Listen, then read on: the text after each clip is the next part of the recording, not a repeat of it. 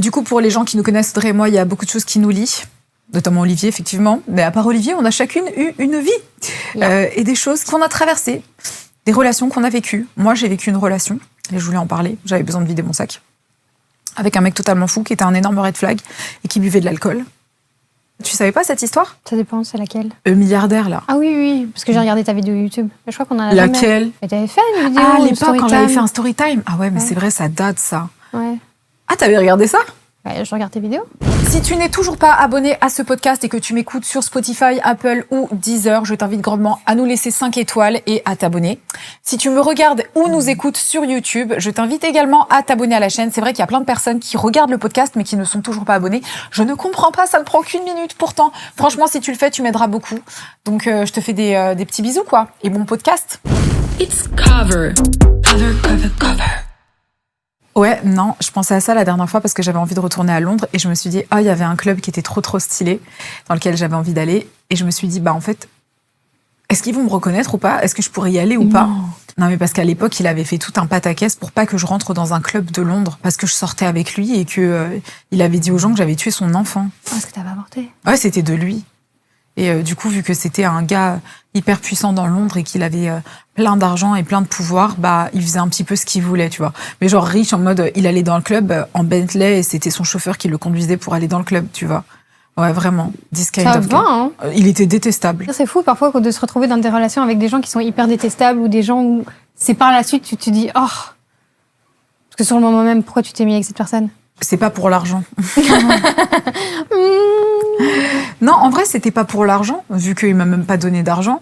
Mais c'est... Ouais, voilà. En plus. Mais non, je sais pas. En fait, je pense que je trouvais du réconfort dans la toxicité, je dirais. Tu vois, il était un peu frais, il avait du pouvoir, machin, ce que tu veux, mais il m'avait fait un petit peu un numéro de charme. Je sais pas le seul gars avec de l'argent qui m'a fait des numéros de charme, donc pourquoi lui plutôt qu'un autre ? Tu vois ce que je veux dire ? Il y en avait d'autres, des bien plus sympathiques. Mais il faut donner les numéros des gens. Non, Audrey, je viens de te dire que c'est un énorme red flag. Mais pas lui, t'as dit il y avait des plus sympathiques. Mais non. Donner les numéros des gens sympathiques. 1, 2, 3, finalement. Je suis plus en contact avec, mais je t'aurais donné les numéros avec plaisir. J'avais des copines à l'époque qui traînaient au Péninsula pour aller avoir le numéro de ces gens-là. Je lui ai dit, c'est un petit... It's giving prostitution. Quite a bit. A little bit, hein. Mais tu sais que si tu sors dans certains endroits, tu fréquentes un certain type de personnes. Mais bon, t'as tout de suite très vite l'air du... J'avais... Non, mais c'est vrai. Non, T'es en mode, ok, on sait pourquoi t'es là, tu vois. Des fois, il suffit même, moi, que je vais dans des beaux hôtels. Genre, je dors dans l'hôtel, tu vois. Tu arrives avec un sac Chanel, je te jure qu'on pense que tu viens ici pour aller te taper quelqu'un. Je te jure, Audrey, que c'est vrai. Encore la dernière fois, je dors au parc Hayat. J'ai mon petit sac Chanel, je suis en petite robe et tout. Mais normal, je vais à mon event. Je te jure que les gens me regardent d'une façon, je sais qu'ils se disent, ouais, elle... Imagine, tu te mets au bar de l'hôtel aussi. Ah non, mais grave. Mais alors là, c'est mort. Ils vont dire, alors elle, c'est sûr et certain. Alors que c'est... C'est triste, hein. Ouais, c'est totalement triste. Oui, c'est qu'ils partent du principe... Qu'une femme qui a réussi, qui a de l'argent, qui a l'air fraîche, qui a l'air... forcément, elle doit être... Il y a quelqu'un qui doit l'entretenir, ça doit être une... Ouais, c'est ça. Mais regarde, attends, une fois aussi, ce qui m'était arrivé, je marchais avec Didier. Donc Didier qui est le père d'Olivier. J'ai cru que c'était ton sugar daddy. Ouais, et Olivier, il était un peu plus loin. Donc j'étais un peu plus proche de Didier, quoi. Et il y a des gens de mon âge qui passent, genre au seuil de la porte, et qui disent il y a des gens, ils se tapent des vieux et tout. Et ensuite, il y a Olivier qui arrive, et ils disent ah non, j'ai eu peur. Ah non, oh là, j'ai eu peur. En mode, ils étaient en train de se faire des films comme quoi. Se faire des films comme quoi j'étais... Alors qu'ils me connaissent pas. Enfin, à mon avis, ils me connaissaient même pas du tout. Alors que j'étais pas avec Didier. Mais enfin, ils étaient en mode, ouais, mais elle est forcément une... C'est horrible parce une sugar baby. C'est horrible parce que souvent, je vais quand même de temps en temps manger avec mon père et je fais des trucs aussi beaucoup avec mon père parce que je suis quand même assez proche de lui. Ouais. Surtout ces dernières années. Et c'est vrai que quand je suis en public avec, je me retrouve souvent à hausser le ton quand je dis et papa, tu penses quoi de... pour qu'on soit sûr qu'on comprenne bien que c'est mon père, tu vois, parce que parfois je vais au cinéma avec mon père, enfin tu vois, au resto, c'est ton papa, tu vois, quoi. C'est mon père, il y a des trucs qu'on aime bien, ou même quand il y a des events, j'ai déjà pris mon père à des events et tout, et je suis là, papa, c'est mon père. On se ressemble pas, vous trouvez ? Tu vois ? Mais c'est horrible parce qu'en fait, c'est la société qui fait aussi qu'on se dit, forcément, une femme, si elle a quelqu'un vieux, forcément, elle se le tape. Alors qu'en fait, ça peut être ton frère, ton père, ton oncle, ton cousin, j'en sais rien. Moi. Et c'est réel, hein. C'est horrible. Mais je te jure qu'il y a plein de meufs qui sont dans cette situation-là. De ouf. Genre, dès que t'es un peu préparé, un peu truc, machin, on va croire que ça y est, d'office, tu te tapes un vieux, quoi. Alors que c'est ton daron. C'est horrible. Ah non, c'est horrible. Parce qu'en plus de ça, nous, on est déjà partis aussi en vacances et tout, tu vois. C'est mon père. Ça pourra pas arriver à Ciel, elle a la même tête que son père. Je pense que quand ils ont l'idée en tête de se dire Eux deux, ouais. Oh. Ils regardent même pas s'ils se ressemblent, pas, est-ce que ça pourrait être son père ou pas. C'est bizarre. C'est la société qui est comme ça. C'est quoi le plus gros red flag? Genre, tu rencontres un gars, il dit quelque chose, tu dis, ok, ça c'est un énorme red flag. Pourquoi tu t'entends bien avec la meuf de ton ex? Ah ouais? Pourquoi est-ce que tu t'entends? Ce serait un red flag pour moi. Ah, mais il y a déjà des gars qui t'ont demandé ça? Pas comme ça en mode, pourquoi tu t'entends bien avec? Mais je sais qu'il y a déjà des gens qui se sont dit, juste la bonne entente, ce serait juste bien, quoi. Pas besoin d'aller plus loin. Un peu chippy quand même, hein. Un peu de quoi je me mêle. Hein. Mais je pense que dans un cadre où tu parles avec un gars et qui te demande de manière très genuine comment ça se fait que t'en es arrivé là, c'est pas pareil. Ça je veux bien. Mais quand il y a tu vois, tu le ressens un petit peu le jugement, le déranger. Ouais, le déranger, le jugement, j'ai été déposer les enfants et tout. Ok, t'es resté là-bas 1 heure, t'es resté longtemps quand même, tu vois. Ça, c'est red flag. Donc il y a déjà un gars qui t'a dit ça. Ouais. Quand t'étais partie déposer les gosses en mode t'es resté 1 heure, t'es resté longtemps, genre. Mais t'es resté un peu longtemps quand même, comment ça se fait? Mais c'est quoi, c'est si t'es mal placée? Parce que je me pose dans le fauteuil, je m'endors parfois. Parce qu'elle veut pas se casser, en fait, elle veut pas rentrer chez elle. Oh my god! Ouais, ça, totalement red flag. Ça, c'est des red flags. Ouais, c'est trop bizarre. Red flag et c'est rédhibitoire. Enfin, ça l'est devenu. Parce que j'ai déjà pu laisser passer des trucs, mais ça l'est devenu. C'est vrai? Ouais. J'ai déjà laissé passer des gens qui ont dit des choses qui. Non. À l'heure actuelle, j'apprends. Et non, ça ne passe plus. Oui, on n'aura pas besoin de rentrer dans les détails. T'as eu une relation toxique, quoi. Ouais. Est-ce qu'on n'en a pas toutes eu, finalement? Mais bien sûr que si, on a tous. Mais c'est triste. Enfin, peut-être pas, tu sais. Il y a peut-être des personnes qui n'ont jamais eu de relation toxique. Non, arrête. Tu peux pas me dire que sur la base d'une femme qui a eu. Imaginons, on va partir sur. T'as eu 3 relations. Tu vas me dire que sur 3 relations, t'es tombée sur 3 mecs sains? J'y crois pas que le pourcentage soit aussi élevé. Bah, c'est que c'est toi la meuf toxique. Non. Non, mais je te jure, Audrey, je pense qu'il y a des femmes qui n'ont pas eu de relation toxique comme on l'entend. Et les gens sont en mode, vous utilisez le mot toxique à tout bout de champ. Non, toxique, ça existe pour une raison. C'est quand quelqu'un te fait des réflexions ou t'insulte ou te fait des sous-entendus ou c'est toxique, fin de l'histoire. Il n'y a pas 10 000 mots pour le décrire. Oui, du coup, c'est tellement, c'est tellement simple d'entrer dans ce type de relation. Je veux dire, c'est tellement facile de faire une réflexion à quelqu'un. C'est tellement facile d'avoir des jugements que tu vas me dire que il y a des meufs qui sont jamais tombées. Donc, tous leurs ex, après, ils n'ont jamais été toxiques. Genre, il n'y a jamais eu... En fait, il y a un barème. Oui, il y a un barème, il y a un truc pour juger de ça. Ouais. Pas mal, ça. Je sais plus comment ça s'appelle, faudrait que je trouve, mais c'est un espèce de tableau qui répertorie on va dire, les comportements masculins à l'égard des femmes pour déterminer si on est dans une zone verte, orange ou rouge.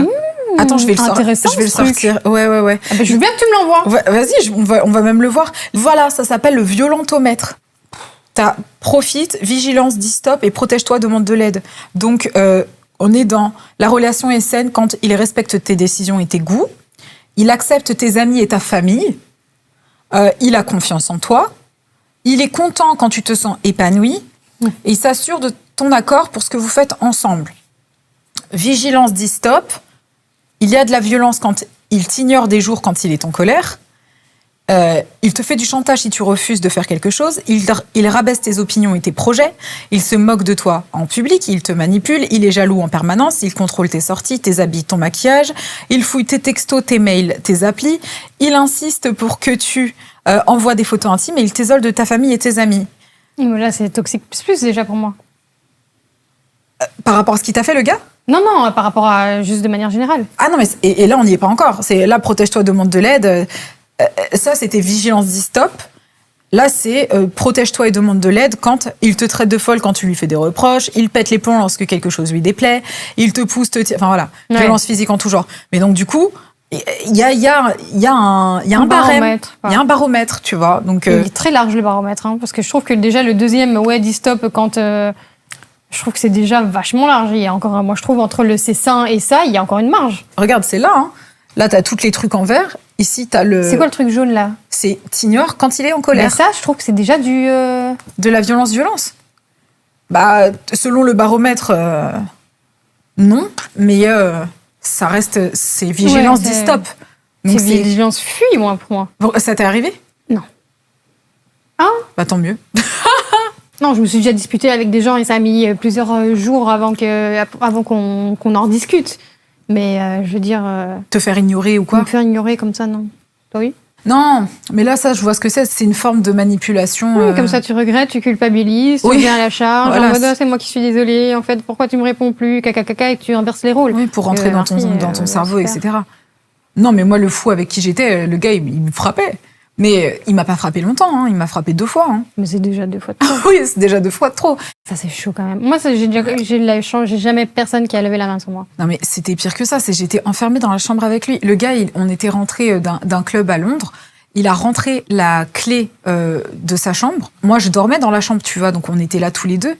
Quand il a claqué la porte, il soi-disant ne savait pas où était la clé et il disait que c'était moi qui l'avais cachée. Et il était totalement bourré et sous je ne sais quelle substance et il était en mode tu as caché la clé, tu me la retrouves. Mais moi j'étais en mode mais je n'ai pas la clé, c'est toi qui as fermé la porte. Il voulait rien entendre, il a commencé à péter un câble.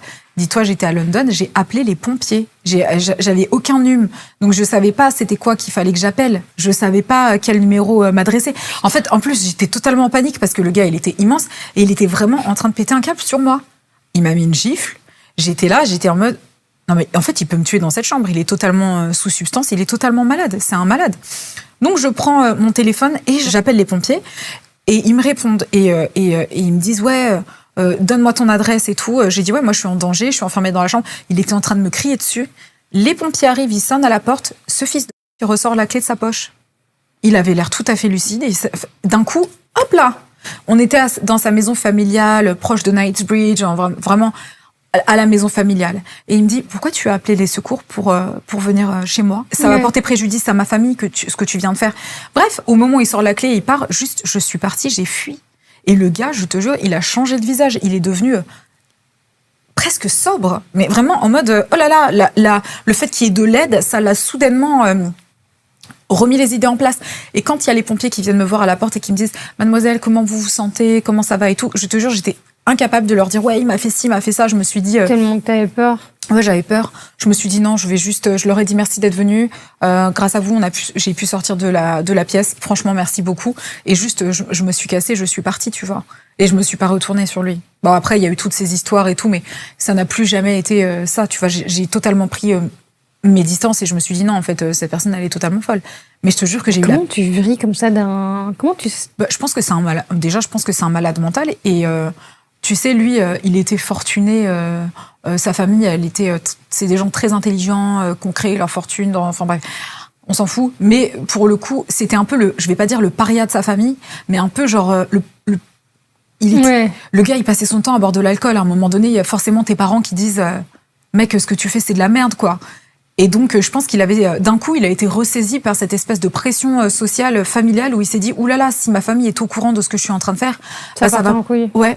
Et donc, il s'est ressaisi. Mais je pense aussi que c'est un manipulateur et qu'il profitait je te jure, je me suis dit, en fait, il faisait genre qu'il était totalement def pour excuser son comportement de fou, en fait. Parce que comme par hasard, quand les pompiers arrivent, tout d'un coup, tu vas bien, allez, arrête de te foutre de mec. Après, j'ai l'impression aussi que quand t'es dans ce genre de famille où justement il y a énormément de pouvoir, que les gens ils ont de l'argent, que t'as de l'argent grâce à ta famille, pas forcément grâce à toi, et qu'en plus de ça, tu contribues pas à ce développement, que ce soit financier ou de la famille, de manière à rendre fiers tes parents, ou comme tu disais, c'est la paria de la famille, t'as ce côté où, dans ton cadre familial et avec ta famille, tu te sens un peu inférieur, et donc tu vas rechercher ce niveau de supériorité ailleurs, et donc du coup, en faisant ce genre de trucs avec les femmes, etc., en montrant c'est moi le bonhomme, je mets des gifles, tiens, etc., quoi. Ouais, exactement. C'est quand même une dinguerie, hein. Alors que c'est juste un petit bonhomme, un petit morceau de bonhomme qui se sent comme une grosse et qui essaye de se valoriser ailleurs. Mais il y a que ça. Pour justifier un tel niveau de violence et de méchanceté, c'est que tu te sens comme une grosse... T'as besoin d'avoir l'ascendant sur quelqu'un, mais tu fais pitié, en fait. T'es pas le boss à ton travail, pourquoi tu serais le boss ici, en fait? Enfin, mec, redescends, tu vois. C'est exactement ça. Donc, red flag. Je vais le voir la prochaine fois. Alors, où tu te situes? Est-ce qu'il y a des métiers red flag? Genre, le mec, s'il fait ça, c'est un gros red flag. Oui. Footballeur? Alors j'ai c'est marrant parce que j'ai un peu, si tu prends le métier, parce que pour moi le métier de footballeur c'est le métier le plus red flag que tu puisses avoir, de par socialement ce qu'on imagine d'un footballeur. Mais à côté de ça, j'en connais quand même quelques-uns, de par certains j'ai été à l'école avec, etc. Et la conclusion à laquelle je suis arrivée, c'est que tous les footeux qui sont sérieux et en couple et ont des enfants et dans une vie de famille saine ont rencontré leur femme avant leur carrière. Tous les footeux, quasiment. Alors, je vais faire que vraiment de ce que moi je connais, de ce que j'ai pu voir, entendre et apercevoir, qui ont eu une carrière et ensuite, je vais pas dire rencontrent leur femme parce que généralement ils sont pas sérieux en fait. Donc c'est avant, ok, pendant, c'est la vida loca. Ça, c'est la conclusion que je me suis faite. Donc, est-ce que ça un red flag? Si tu rencontres un footeux à l'heure actuelle qui est déjà dans une carrière, est-ce que pour moi, c'est un red flag? En couple, oui. Tu parles d'expérience? Non, parce que j'ai jamais été en couple avec un footeux, mais j'en connais, j'ai vu. T'as eu des histoires, mais qui sont pas sérieuses, en fait, du coup. Oui, ça, oui. Et que j'ai jamais, j'ai jamais imaginé comme étant des choses qui auraient pu être sérieuses, quoi. À cause du métier? Non, pas forcément à cause du métier, mais je pense que le métier apporte... déjà, c'est des gens qui gagnent extrêmement bien leur vie, etc., qui sont énormément sous pression aussi, et qui, je trouve que quand ils n'ont pas ce cadre familial, c'est facile de vivre des plaisirs de la vie, entre guillemets. Et je pense que une fois que tu es dans ces plaisirs de la vie, c'est difficile de revenir à un cadre qui est très carré, où tu te dis, OK, vas-y, je vais rester comme ça, alors que tu as goûté à plein de trucs et que tu fais plein de trucs et que ce que tu veux est au bout de tes doigts, finalement. Moi, j'aime pas les gars qui sortent. Bah, ça dépend dans quel cadre. Bah, dans les clubs et tout. Genre... Oui, mais dans quel cadre? Est-ce que t'aimes pas ton mec qui sort ou est-ce que t'aimes pas... Tu vois, si c'est ton mec, moi non plus, j'aime pas mon mec qui sort. Non, moi j'aime bien qu'il sorte. En fait, je m'en fous que mon mec il sorte parce que je sais qu'il est pas tous les 4 matins en train de sortir, tu vois. Oui, voilà. Mais si t'as rencontré ton mec et qui sort et qu'il passe sa vie à sortir, pour moi, c'est un gros loser. Oui, moi aussi, ça, genre une espèce de loser, genre. Ça, je peux pas non plus. T'as pas autre chose à foutre que d'être en club? Au-delà d'être en club, moi, t'as pas autre chose à dépenser que mettre ton argent dans des bouteilles en club. Ça trop coûte cher, hein. Déjà, ça coûte super cher, mais c'est trop un hic. Après, bon, les gens, ils font comme ils peuvent pour pouvoir essayer de gérer des gens, j'imagine.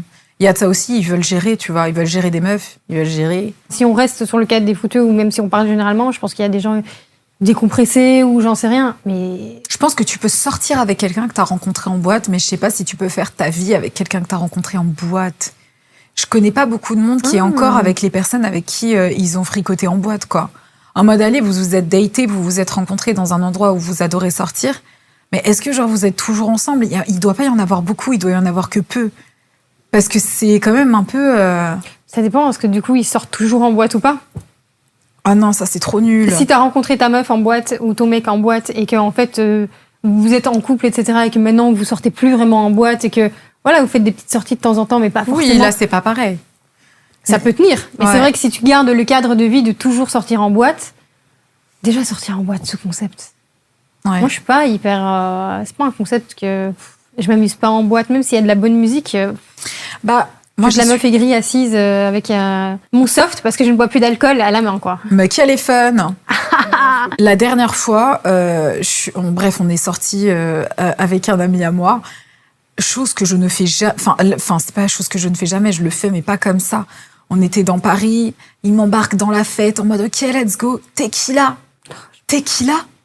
Moi je ne bois pas de tequila, je ne bois pas. C'est le meilleur alcool que tu puisses boire. Hein. Ah bon? Pourquoi? Mais pour ta gueule de bois le lendemain, et pour ton estomac. Et je l'ai pas vécu comme ça moi. Mais si c'est le seul alcool que tu bois, il faut pas mélanger. Ah non, j'ai pas mélangé, j'ai très mal vécu ça. Hein. Je te jure, je sais pas, ça faisait combien de temps à ce moment-là que j'avais pas bu, et en tout cas un truc comme ça, tu vois. En plus, je me suis retrouvée dans des endroits, je me retrouve au Matignon, je me retrouve ici et là. J'étais encore habillée de ma soirée de gala d'avant, donc je ressemblais à tu sais, c'était avec Color Wow, donc j'avais une coiffure hyper vintage et tout. J'étais avec une robe noire fourreau. Qu'est-ce que tu viens foutre au Matignon habillée comme une meuf des années 40? Je suis allée là-bas, j'étais sous tequila, je me dis, mais I'm not having fun. Et justement, je l'ai dit à Olivier, donc j'ai aucun problème à le dire, il y a un mec et tout qui vient me voir et qui me dit toi, je peux t'offrir tout ce que tu veux, je te l'offre. Et j'ai mon ami qui est à côté et qui dit mais en fait, si tu veux lui parler, tu dois passer par moi. Il lui dit ça, parce que j'étais là, je le regarde en mode help me. Et il lui dit toi aussi, si tu veux, je t'achète des sacs et tout. Et mon ami, du coup, répond, non, mais elle aussi, elle peut s'acheter des sacs. J'allais dire, tu peux t'acheter, enfin, tu t'offres déjà ce que tu veux. Et donc, mec, toi, t'es là, tu me vois en club et tu penses que, genre, moi, je viens faire quoi, en fait? Le Matignon, c'est là où on avait été manger avec... ouais. On s'était déjà retrouvés dans cette boîte aussi. Pareil, c'est en mode, qu'est-ce que je fous là, pour ma part, avec Simone et son meilleur ami, qui est quelqu'un qui est financièrement assez aisé et qui, lui, adore faire la fête, par contre. Et donc, on s'était retrouvés là, et lui, il est là en mode club, allez, bouteille, allez, machin. Et moi, j'étais l'aigri du coin, assis sur mon banc, évidemment. En plus, la musique, c'est pas non plus, c'est pas ma tasse de thé, quoi, là-bas. Et en fait, à partir de ce moment-là où tu vois qu'il y a un gars ou quoi qui a de l'argent, qui est là en mode pump it up, les petites fourmis qui viennent grappiller, j'étais choquée, j'étais là. Ouais. Excuse us, do we know you? Ouais. Et tout est plein de meufs qui étaient là. Mais en même temps, c'est le game. Tu sais très bien que si tu vas dans those places, c'est comme ça que ça se passe. Et en réalité, moi, j'avais oublié parce que ça faisait. Pareil. Parce que déjà, voilà. Déjà, je l'ai jamais fait, aller grappiller aux tables de gens qui sont là et qui ont l'air blindés. Ouais. Moi, j'ai traîné avec des gens comme ça. Je l'avoue. Moi, pas. Bro. Du coup, moi, ça m'a quand même, ça m'a frappé. Alors, je l'avais déjà vécu 2-3 fois avec, du coup, un footeur. Mais du coup, là, dans ce cadre-là, où on est, enfin, tu vois, où la personne, c'est, je vais pas dire nobody, mais c'est, voilà. Et je me suis dit, ah ouais, putain, c'est chaud quand même. Ouais. Après, bon, c'est toute une dynamique. C'est comme ça. Il y a des gens qui datent comme ça. Il y a des gens, voilà, c'est comme ça. C'est comme ça. Qu'est-ce que t'espères tirer de ce genre de situation, à part... Honnêtement, c'est juste ça. Je sais pas si tu vas vraiment rencontrer ton sugar daddy dans un club. Et même ton mec. Bah, déjà, encore moins ton mec, mais ton sugar daddy dans un club. Ça m'avait frappé, j'étais là en mode... What? Ouais. Ça m'avait même énervé. Genre, pourquoi tu viens... genre en mode, comme, tu vois, c'est limite en mode, allez, remets-en une et tout. Mais c'est ton argent ou en plus ça coûte cher? Je sais pas, des bouteilles de... Je sais plus, c'est quoi, Ruinard, je sais plus. Ça m'a fait rire, en tout cas, la proposition du sac et le fait de me dire, mais bro... Genre, je m'achète le sac 10 fois s'il faut. Qu'est-ce que tu me racontes? Slay, quand même. Ouais, slay. Et ben, je me suis dit, mais franchement, slay. J'étais contente d'un côté. Je me suis dit, bah non, en fait. Enfin, genre, c'est ça que tu dois m'offrir. Genre, c'est ça ton argument pour venir m'acheter, c'est de me proposer un sac. Mais je suis sûre que ça marche pour plein de gens. Mais bien sûr que ça marche. Mais bah, sinon, ce petit le dirait pas. Il était tellement sûr de lui, Audrey, je te jure, il était sûr de lui. Il était certain, comme proposant de m'acheter un sac, ou des loups-boutins, ou whatever, ce serait un argument pour me faire flancher. Parce qu'il se disait, soit c'est une sugar baby qui a besoin d'un sugar daddy, soit c'est comme ça qu'on drague une femme. Je me demande ce qu'il a dû se dire en ayant un refus. Il était pas content. Il est parti, il était pas content. Je te jure, il est parti du club. Ah, carrément. Ah oui, je te jure, il est parti du club. Il a pas compris, en fait. Même ça, je trouve pas ça hyper attirant, moi, en fait. Mais c'est tellement naze. C'est ça ton argument. En fait, t'es qu'un portefeuille, t'as rien à m'apporter. Ok, l'argent, c'est fabuleux. Oui, c'est ça super. Plein de trucs, mais si c'est avec ça que tu viens m'attraper, quel loser.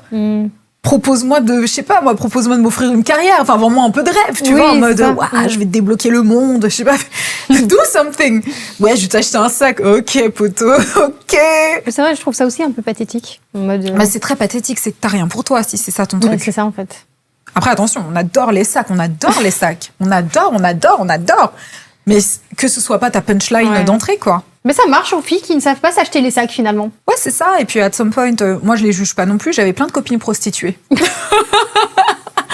En vrai, c'est un lifestyle. C'est chacun trouve midi à sa porte. Ouais. J'ai des copines, elles me racontaient des trucs. J'étais... What? Genre, comment tu survis mentalement? Genre, pour... je crois qu'il doit y avoir une déconnexion totale entre la personne que c'est quand elle est prostituée et sa vraie personne à elle. Il y a une dissociation qui doit se faire, ça c'est sûr. En fait, elle en était fière, tu vois. Elle en était tellement fière qu'elle expliquait comment faire pour pouvoir... Donc, pour elle, ça lui offrait un statut, tu vois. Genre, dans sa façon d'expliquer les choses, elle avait de l'importance parce qu'elle arrivait à faire ça. Et puisque c'est pas toutes les filles qui arrivent à avoir un sugar daddy ou peu importe, le fait qu'elle soit une sugar baby professionnelle, elle en était fière. Et elle disait, voilà, moi je fais comme ça, non, tout ce que je veux. La dernière fois, on était partis pendant 2 semaines sur le bateau, voilà, bah moi j'ai fait 20K. Oui, et donc du coup, ça la rendait contente. Et elle se disait que du coup, voilà, c'était bien pour elle, quoi. Et j'espère qu'elles sont smart après avec cet argent. Non, elle disait qu'elle le réinvestissait pas et qu'elle s'offrait des trucs avec, quoi. Mais c'est un peu dommage. Faire tout ça pour au final... À la limite, tu fais tout ça pendant quelques années, t'es jeune, t'es fraîche, tout ce que tu veux, tu ramasses plein d'argent et tu fais en sorte que finalement t'arrives à vivre de ça plus tard. Enfin, tu vois, que ça tourne. Quand tu t'achètes un sac, quand t'es dans ce lifestyle, c'est presque comme si t'investissais sur ton image. Donc, oui, mais au-delà de ton image, je veux dire, investir plutôt que sur ton image, investir sur l'avenir de quand tu feras plus ça, ça continue à te rapporter de l'argent d'une certaine manière. Je sais pas, achète des biens immobiliers, investir. Enfin, tu vois ce que je veux dire? Pour moi, c'est ce genre de truc, ça doit venir si tu fais genre, t'es une OnlyFans modèle, t'as fait 2 millions cette année. Là, on peut parler de commencer à investir. Mais si tu fais 20 000 par là, 4 000 par là, X par là, là, t'es dans un espèce de cycle de dépendance où il y a pas de, ça peut paraître énormément d'argent, mais quand je sais pas, admettons, tu vas t'es là, tu vas d'hôtel en hôtel. En fait, tu dépenses beaucoup d'argent pour pouvoir maintenir aussi ce lifestyle d'une certaine façon. Vu que tu traînes dans certaines sphères, que tu dois entretenir une certaine image, t'es dans une atmosphère qui te conforte dans ton image, qui fait que t'es obligé de dépenser de l'argent. À moins que tu fasses un OnlyFans aux États-Unis et que tu brasses des millions. Est-ce que c'est vraiment Ah oui, non, mais on parle vraiment de millions, quoi. Après, je préfère que ce soit le choix de la femme, qu'elle soit artiste, mettre sur OnlyFans et se dire je m'auto-sexualise, mais I'm good with it et je fais mon argent et je fais mes millions. Et plutôt que de quand même te faire sexualiser parce que tu l'as pas choisi. Moi, je pense qu'elles ont raison. Moi aussi. Je pense que c'est bien. Enfin, j'ai aucun problème avec ça. Je pense que tu sois une femme qui le souhaite ou qui le souhaite pas, tu te feras sexualiser d'une façon ou d'une autre. Donc, si tu peux et tu veux, surtout si tu veux capitaliser dessus, et faire des millions à l'année, ma belle, just enjoy life. T'es très intelligente et t'es très brave. Ça doit pas être facile. Hein. Non, ça doit doit dans pas, la sphère privée après. Ça doit pas être facile. Ça doit être un sacrifice d'une façon ou d'une autre. Ouais. Mais il y a plein de filles qui sont très contentes de le faire. Oui, de toute façon, il y a une plus grande culture de tout ça aux États-Unis. Il y a une plus grande acceptation de tout ça aux États-Unis qu'en Europe, par exemple. Ah ouais, moi, un truc que je peux pas, c'est les gars qui font genre les gars beaux. On parlait de ça tout à l'heure avec les filles. Les gars beaux. Toi, t'aimes bien les gars beaux. Oui, j'aime bien les gars beaux, mais j'aime bien les gars beaux qui font pas les gars beaux. Non, mais oui, il y a les gars beaux et il y a les gars beaux qui font. J'ai évolué dans la vie, je trouve, quand même. Ah ouais? Bah oui, parce que j'ai eu des périodes où c'est des trucs qui m'ont pas dérangé. Tu vois, les mecs qui posent sur Insta et tout ça. Ah, je peux pas, je vais vomir. À une période de ma vie, c'est quelque chose qui ne me dérangeait pas. Je voyais pas. Ouais? Ouais, je m'en foutais, tu vois. Enfin, il n'y avait pas de trigger, tu vois. J'étais là, ok, ouais, fine, I'm good with it. Maintenant, à l'heure actuelle, je regarde, je me dis, c'est dommage. Bah ouais! Un mec qui fait le beau sur Insta, je peux pas. Je peux pas. Je te jure, je suis encore une femme, tu vois. On t'a appris, on t'enseigne carrément comme si c'était un duty, comme si c'était une obligation d'être belle dès petite. Ça fait partie de toi, que tu le veuilles ou non, t'es obligé de te plier à certains dictats. En tant qu'homme, on t'apprend d'autres choses. Donc le fait que tu prennes la décision, malgré toutes les choses que tu puisses faire, de capitaliser sur juste ton... Même pas capitaliser, qu'est-ce que je raconte? Même pas capitaliser. C'est juste faire des... Oui, juste faire le beau. Oh, hic maximum pro max plus. Ouais, mais non, je peux plus non plus. Et maintenant, depuis un moment, quoi. Déjà. Ouais. Mais il y a une période où j'en avais rien à foutre, ça me dérangeait, je m'en fous, tu vois. Fais le beau, genre. Fais le beau si tu veux, oui, c'est joli à regarder, c'est bien, thank you so much. Mais là, maintenant, j'ai un autre regard, tu vois. Si par exemple, imaginons, je rencontre quelqu'un et j'ouvre son Insta, on s'échange les Insta et je vois dans son Insta que c'est un gars qui est là, qui pose à la salle ou qui fait des photos devant son miroir ou des trucs comme ça en mode BG et tout, je lui dis... Qu'est-ce que t'as à offrir?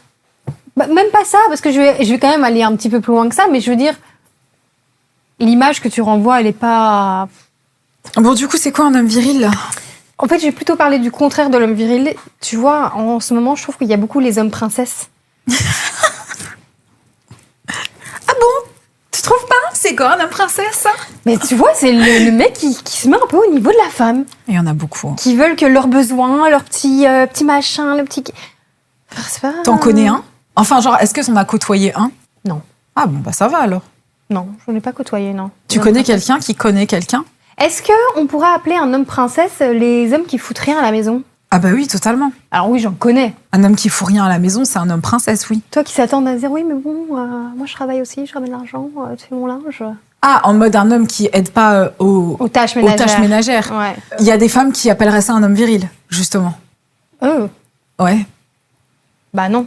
Pour moi, viril, c'est un homme, il va au travail, tu vois. Bah tu vas au travail, mais t'es aussi responsable du foyer. Je trouverais ça plus viril, même un homme qui va travailler et qui se dise, ah ok, ben je vais aussi m'atteler aux tâches du foyer.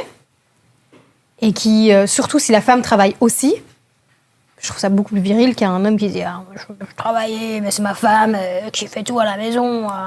Qu'est-ce qu'un homme princesse? Mais déjà, l'homme qui se met au même niveau que la femme, c'est un homme princesse. En fait, c'est moi la princesse. Pourquoi tu veux te mettre au même niveau que moi? Honnêtement, j'en connais pas. Je connais peut-être l'inverse des hommes virils. L'opposé d'homme princesse, c'est plutôt le macho. Le macho, ouais. Ça, c'est encore autre chose. Viril, c'est pas macho. Ouais, c'est pas la même chose pour moi. Non, viril, pour moi, c'est... Après, chacun a sa définition de viril, hein. Mais c'est vraiment, pour moi, c'est un provider et quelqu'un qui a un problème solver, je te dirais. Je suis d'accord. Tu sais résoudre un problème, pour moi, t'es viril, tu vois. Un homme viril, je trouve aussi, c'est un homme qui arrange la femme. Ouais. Mais du coup, qu'autre chose. Ouais, totalement. Ouais, totalement. Je suis d'accord. Ça viril. Je trouve ça très viril aussi. Par contre, macho, c'est vraiment le gars qui, la femme, à la place de la femme, elle a la cuisine. C'est totalement macho. C'est même pas drôle à force. Enfin. Et si tu veux te permettre d'être macho et obliger ta femme à être dans une cuisine, alors en échange, j'espère que tu la traites vraiment comme la reine qu'elle mérite d'être. Elle peut rester dans la cuisine. Moi, tu me payes des dizaines et des dizaines de milliers par mois. J'ai aucun problème à te faire à manger. Jamais ces genres d'hommes, ils font ça. Je suis private chef. Je suis private chef, femme de ménage et nourrice. Oui, mais généralement, c'est ce type d'hommes. Ouais. Mais vont pas vouloir. Parce que du coup, pour moi, ça deviendrait viril de se dire, ok, je préfère que tu restes à la maison. Oui. Je m'occupe de tout. Ok, même limite, tu veux, je vais mettre des guillemets, mais verse un salaire, etc. Pour moi, je trouve ça plus viril. Oui. Mais les gars qui sont là en mode, je veux pas que ma femme, elle travaille, elle doit s'occuper du ménage et tout, moi, je vais travailler, mais ça, je trouve ça un peu macho. Oui, c'est juste macho. C'est très viril si tu take care of her, genre vraiment comme il se doit. Mm-hmm. Et en échange, ce que tu lui demandes, et chacun sa dynamique, mais ce que tu lui demandes, c'est... Chacun a sa vision de ce qu'est une femme ou un homme. Hein. Donc si c'est pour toi la femme, tu la veux comme ça, et en échange, tu lui donnes tout ce que tu peux lui donner, il n'y a aucun problème. Si elle accepte, si elle est contente. Et si tu lui demandes tout ça et qu'en contrepartie, tu donnes rien. Tu donnes rien. Et juste là, il y a un problème. Et je trouve aussi, le encore plus gros problème, c'est les hommes qui veulent que les femmes travaillent et donc contribuent financièrement au foyer. Et en plus de ça, s'attendent à ce qu'elles contribuent à 100% au foyer. Autre que financier en plus. Ça, c'est homme princesse. C'est pour le coup, c'est ça la définition d'un homme princesse. Même si lui travaille. Même si lui travaille. En fait, du coup, pourquoi ? Parce que tu travailles, elle travaille, mais en plus de travailler, elle se tape 100% des tâches. Elle se tape 100% des tâches. C'est pas normal. Non. Donc elle travaille du coup 2 à 3 fois plus. Donc c'est elle, dans ces cas-là, l'homme de la maison, tu vois. Clairement. La femme de la maison, genre. Ça, moi, je peux pas. Mais je sais qu'il y a plein de femmes qui sont pas d'accord, hein, et qui vont trouver... normal qu'elles prennent en charge les tâches de la maison en plus de travailler. Mais moi, je trouve que c'est un peu hypocrite parce que je me dis, mais vous vous rendez pas compte du coup à quel point on est abusé, genre. Enfin, le fait c'est très arrangeant pour l'homme de trouver sa dynamique à rien foutre. Oui, effectivement, c'est très arrangeant. La dynamique veut que les femmes aillent au travail, ok, super, mais malgré tout, elles continuent de s'occuper des enfants et des tâches ménagères. Donc, en plus de ramener de l'argent, elles continuent de s'occuper du reste. Enfin, elle est où la compensation financière ? Mais c'est une dinguerie. Hein. Je sais plus qui avait dit ça, que la nouvelle définition du féminisme, donc sous couvert de féminisme et d'indépendance financière, en fait, on s'est totalement fait avoir parce qu'on continue. Il y a un peu de ça quand même, parce qu'on compte. Mais d'un côté, justement, parce que les femmes, elles refusent de se faire avoir, elles disent, on n'a pas d'enfants, en fait. Et c'est pour ça qu'il y a de moins en moins de femmes qui décident d'avoir des enfants. C'est qu'elles veulent pas, elles peuvent pas, en fait. Elles sont comme les hommes maintenant. Elles doivent travailler, elles aussi. Moi, je trouve ça tellement injuste d'avoir dit, ok, d'une part, on veut l'égalité, donc du coup, on va aussi travailler, on a aussi droit à avoir, déjà même pas pour le même salaire, mais on va aussi travailler, on va aussi gagner notre argent, mais qu'en plus de ça, tout ce qui incombait les femmes à l'époque qui ne travaillaient pas, sont les femmes qui travaillent à l'heure actuelle l'ont aussi en plus en charge. Mais là, c'est plus une égalité. Là, on n'est même plus égaux. Il y a une disparité quelque part. Ouais. Là, je suis d'accord avec on s'est fait avoir. Bah ouais, clairement. Ouais, on s'est fait avoir. Si les hommes s'étaient mis exactement au même niveau en se disant, bah ok, les femmes vont aussi travailler, donc ce que elles font en termes de tâches ménagères, il faut qu'on les répartisse également. Alors oui, on discute. Mais là, eux, ils se sont dit, bah non, nous, on n'a pas demandé votre égalité des femmes, là. Exactement. Donc, tu continues à faire ce qu'on attend de toi en tant que femme. Tu fais 2-3 fois plus. On veut toujours que tu sois belle. On veut toujours que tu t'occupes des enfants, que tu fasses à manger, que tu sois une bonne mère, que tu sois gentille, que tu fasses pas trop chier, que tu ailles travailler toi aussi, que tu fasses de l'argent. Tu ramènes de l'argent parce que sinon, si tu ramènes pas d'argent, tu veux profiter de moi. Ouais. Oh grand Dieu, sois. C'est ça. C'est n'importe quoi. En vrai, c'est un peu triste. C'est compliqué, c'est compliqué. C'est là où je trouve que aussi trouver un bon partenaire de vie avec qui ont les mêmes idéologies de pensée, qui va avoir la même dynamique, qui va pouvoir un petit peu pas matcher financièrement, mais avoir le même rang entre guillemets pas social, mais c'est important pour toi? Mais non, ça l'est devenu. Ouais, je pense que sinon il y a un écart qui se. Tu pourrais pas être avec quelqu'un qui gagne moins que toi? Ça dépend combien moins. Est-ce que je pourrais être avec quelqu'un qui gagne moins d'argent que moi? Oui, mais du coup, est-ce que ça voudrait dire que je vais pas dire la différence de niveau de vie est énorme, mais si t'as quelqu'un qui gagne beaucoup moins d'argent que toi, ben forcément, il y a des choses qui vont pas savoir suivre et que donc, toi, tu vas devoir prendre en charge. J'ai pas envie de prendre en charge la différence. J'ai envie de te dire, va faire plus d'argent. Mais c'est un peu délicat de dire, parce que ça se trouve, la personne, elle fait son maximum pour gagner plus d'argent. Mais... Donc, du coup, pour toi, c'est une incompatibilité? C'est triste à dire, mais un peu quand même. Mais parce que c'est même horrible à dire, mais dans le sens où, imaginons, tu veux faire des trucs super cool dans ta vie et tout, parce que tu peux te le permettre, t'as travaillé dur pour pouvoir te le permettre. Et puis, t'as ton partenaire qui est à côté de toi qui ne peut pas se le permettre. Ça veut dire que si tu veux le faire avec ton partenaire, tu vas devoir assumer cette part qui ne peut pas se permettre. Mais Lolilol, toi, t'es très délicate. Moi, je te dis, c'est un énorme no-go. Tu vois ce que je veux dire? C'est un peu... énorme no-go. C'est pas possible. C'est tout simplement pas possible. Moi, j'ai l'impression que ça va créer des frustrations. Et à contrario, tu vas dire, ouais, mais si c'est l'inverse, c'est que la femme gagne moins et que l'homme gagne plus et que lui doit mettre pour la femme, je trouve pas ça frustrant, tu vois. Donc, je veux dire, c'est normal. De toute façon, on gagne moins d'argent en termes de salaire pour le même boulot. Donc, oui, et tu vas dire c'est normal parce que tu le veuilles ou non, tu seras toujours sujette à cette charge qui existe, qui est celle de ton rôle de femme dans un foyer. Et en plus, c'est réel. Donc, quoi qu'il en soit... je le mérite, le fait que tu mettes un peu plus. Tu le mérites. Mais je pense aux gens qui vont pas du tout être d'accord parce que je sais qu'il y en a. Ah, il y en aura plein. Il y en aura plein. Mais moi, je suis très à l'aise vis-à-vis de cette façon de voir les choses, quoi. Ouais, sauf si vraiment t'arrives à tout bien mettre carré, que tout soit réparti de manière équitable plutôt que égale. Les hommes, ils ont aussi beaucoup d'ego. Oui. Si en tant que femme, tu l'émascules par ta présence, oh là là, c'est pas compatible. Je pense que ça aussi, c'est problématique. Oui, mais c'est pour ça que c'est pas compatible. Ouais. Ou à moins que tu sois avec quelqu'un qui soit super altruiste, voilà, qui vive dans, oui. On n'a pas signé pour ça non plus, quoi. Voilà. Donc je pense que c'est un point important quand même de savoir si. Mais il y a tellement de points qui sont importants pour trouver quelqu'un à l'heure actuelle que ça en devient des petites perles rares.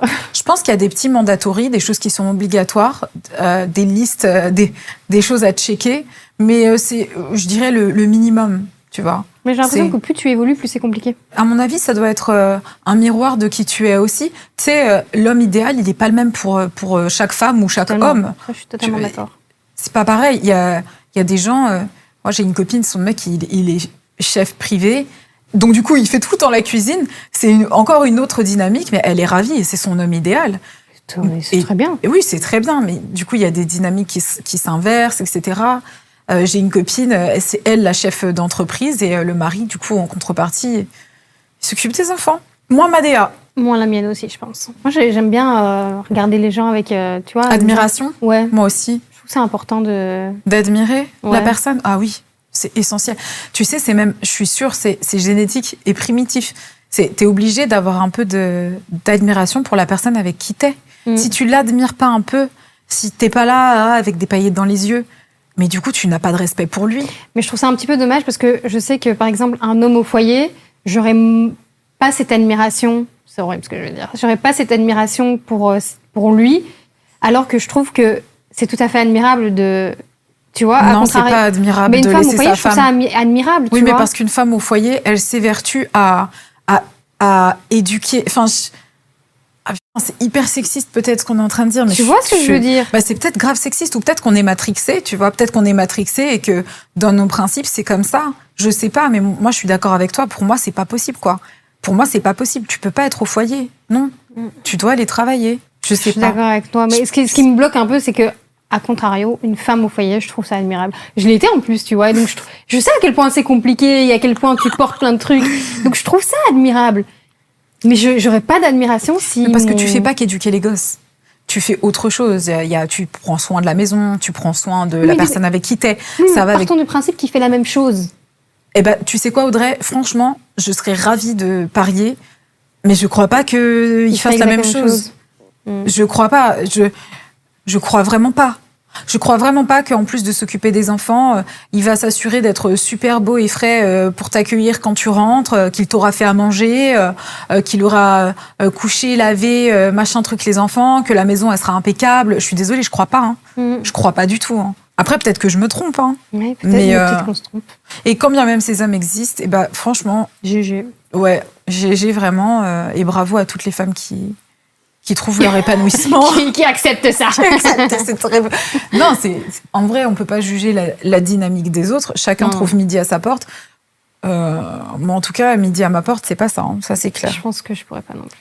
Est-ce que tu as déjà changé ton apparence pour plaire à un homme? Changer complètement d'apparence? Changer d'apparence. Ça peut être tout et rien. Moi, je l'ai fait. Ah ouais? Ouais, à l'époque, j'avais un crush. Il préférait les brunes. Donc, je me suis teint en brune et je partais faire des UV. Genre, je voulais vraiment lui plaire, tu vois, alors que je suis blonde et extrêmement pâle. Et du coup, j'ai vraiment changé mon apparence. Genre, vraiment changé reverse card, Uno. Non, ça, j'ai pas. Par contre, je peux m'intéresser à des trucs qui, de base, ne m'intéressent pas et en faire comme si c'était pas un trait de personnalité, mais le mettre dans mes trucs. Imaginons, j'en sais rien, moi, je rencontre quelqu'un qui... c'est un truc auquel je m'intéresse pas du tout, fait du patinage artistique. J'en sais rien. Ben, en fait, ça peut vraiment devenir quelque chose qui... T'intéresse? Qui va m'intéresser, donc je vais m'approprier le truc, comme si le patinage artistique avait fait partie de ma vie depuis éternam. Ouais. Donc tu vas faire genre, tu connais, quoi. Je vais pas faire genre, je connais, parce qu'au début, je connais pas et j'ai pas honte de dire je connais pas, mais une fois que j'aurai mis un pied dedans, de m'en approprier le truc, quoi, en mode... Donc, en mode, tu sentiras des rêves. Genre, ouais, c'est comme Natacha, je ne sais quoi, quand elle a fait son magnifique saut. Ouais, ou aller, tu vois, vraiment m'intéresser au truc au point de aller regarder les trucs de patinage artistique. Allez, venez, on va faire du patin comme si c'était un truc... alors que j'en ai jamais fait de ma vie. Tu vois ce que je veux dire? Ouais, je vois très très bien. Ça, je peux faire changer d'apparence. Je l'ai jamais fait, mais ça, c'est totalement un trait de ma personnalité qui pourrait être... C'est marrant, ça. Alors, je sais pas si c'est parce que je porte de l'intérêt aux intérêts des autres, et que donc vraiment voilà. Mais ouais, je suis un peu comme ça, quoi. Ah, c'est marrant. Quelqu'un qui va être à fond dans la lecture, moi je lis pas du tout, mais je vais commencer à lire des livres. Ah ouais? Ouais. Je trouve ça mignon. C'est pas un peu fou quand même? Ça fait pas un peu... C'est un peu fou. En fait, ça dépend si tu prends plaisir à le faire ou si c'est juste... Non, toujours avec du plaisir. Si c'est une corvée, je le fais. Ça, je pense que je le fais pas. Mais je vais trouver le plaisir même s'il y en a pas. En fait, c'est ça le truc. C'est que je vais être capable de... Mon cerveau va être capable de me dire non, mais c'est chouette. Même si j'aime pas. Et puis, imaginons, ça va être terminé avec la personne, je vais plus jamais ouvrir un livre de ma vie. Enfin, tu vois ce que je veux dire? C'est trop marrant. Je comprends ce que tu veux dire. Mais moi, ça me l'a fait quand je sortais avec un gars qui était à fond dans l'art. Genre, lui, il était mais obsédé par la peinture et tout. C'était vraiment partie intégrante de son identité. Il peignait et tout. Et à ce moment-là, je connaissais rien à l'art. Donc, j'avoue, j'ai fait pareil que toi. J'ai lu beaucoup de livres. Renoir, tout ça, là. Basquiat, il fallait que je sache qui avait fait quoi, à quelle époque. Ouais, j'avoue, ouais. Bah, je pense que c'est un truc de mimétisme. Comme t'aimes bien la personne, t'as besoin de t'identifier à elle d'une certaine façon. Ils font jamais ça, c'est rare, hein, quand même. Ouais, c'est que ce soit l'effet inverse. Ou s'ils le font, c'est juste pour te gérer 5 minutes et après, vas-y, ils passent à autre chose. Mais je suis plus comme ça que changer d'apparence. Ah, marrant, ça. Ouais. Tu ferais de la chirurgie esthétique pour un homme? Non. Moi non plus. Déjà, j'ose pas le faire pour moi-même. Pour un homme. L'anesthésie générale, j'en ai jamais fait. Ah ouais? Je me suis jamais fait opérer. Et donc, du coup, gros stress, quoi. Parce que moi, c'est sans cacher que j'aimerais bien refaire mes boobies et tout. Je suis même pas sûre qu'un jour je les referai à cause de ça. Spoiler, tu peux le faire sous anesthésie locale. Oui, mais vu que je dois faire remonter en plus, ben ça prend plus longtemps, donc je ne sais pas le faire sous anesthésie locale. Parce que je m'étais déjà renseignée, j'avais déjà été dans des cabinets de chirurgie. Ouais. Les deux en même temps, remonter et mettre un petit bonnet dedans, parce que je veux pas des gros seins, tu vois, je veux garder mon bonnet, mais voilà. Ben, je sais pas comme j'ai, mais en étant... un petit bonnet C, quoi. Plus lifté, quoi. Ben c'est sous anesthésie générale, parce qu'il y a les deux, donc ça prend plus de temps, donc tu peux pas le faire sous anesthésie locale. Mais j'en ai fait un des anesthésies générales. Ouais, mais non, tu sais comment tu réagis à l'anesthésie générale. Très mal. Ah merde. C'est un poison dans ton sang. Tu vois, je veux pas faire. Non, mais enfin, au début, tu t'endors, t'as l'anesthésiste qui est là, je sais pas, j'ai refait 3 fois mon nez, bref. Il est là, il te parle, il te dit... Allez, normal, je l'ai raté, c'est normal. Mais une fois, m'aurait très bien convenu. Aujourd'hui, je suis contente, sachez-le bien. Et du coup, le gars, il veut savoir, enfin bref, comment il va te doser. Et à chaque fois, ils sont là, ils te regardent et tout, ils vont dire, alors tu vas compter avec moi jusqu'à 10. 1, 2, très bien, tu vas partir. Imagine des tropiques et des vacances, voilà, t'es dans les... Il sait comment quand t'es dedans?